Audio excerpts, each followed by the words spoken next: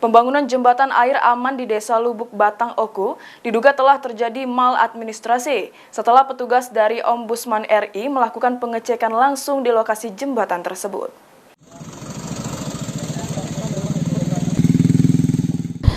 Kepala Ombudsman RI Sumatera Selatan Muhammad Adrian meninjau langsung proyek jembatan air aman Desa Lubuk Linggau Batang, Kecamatan Lubuk Batang. Pasca menerima laporan dari masyarakat terkait banyaknya kecelakaan saat melintas dari jembatan darurat. Dari hasil peninjauan langsung, jembatan yang dibangun ini juga maladministrasi karena ada beberapa permasalahan yang ada pada proyek jembatan tersebut.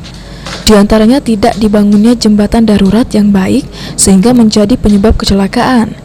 Kemudian tidak adanya papan informasi pembangunan sendiri telah melanggar UU Keterbukaan Informasi Publik atau maladministrasi, sehingga perilaku atau perbuatan melawan hukum dan etika dalam proses administrasi pelayanan publik.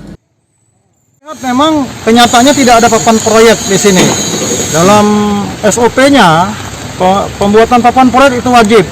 Pertama, kalau kita lihat ini sudah melanggar Undang-Undang Komisi Informasi Publik, ada keterbukaan publik yang memang didorong peran serta masyarakat untuk ikut mengawasin bagaimana proyek ini, seperti itu. Yang kedua, kalau dalam Ombudsman ini sudah maladministrasi karena sudah ada penyimpangan prosedur. Makanya ini juga nanti akan jadi titik fokus kami. Mohon nanti agar seluruh proyek yang ada di khususnya di Sumatera Selatan dapat mencantumkan papan nama proyek, karena itu juga salah satu bentuk transparansi anggaran dalam bentuk juga pelibatan masyarakat untuk ikut mengawasin jalannya proyek. Oleh karenanya, Ombudsman akan mendalami temuan tersebut sehingga dapat diambil langkah. Namun untuk sementara, pihaknya meminta kontraktor untuk memperbaiki kesalahan yang ada agar tak merugikan masyarakat. Arif Ranika, PAL TV.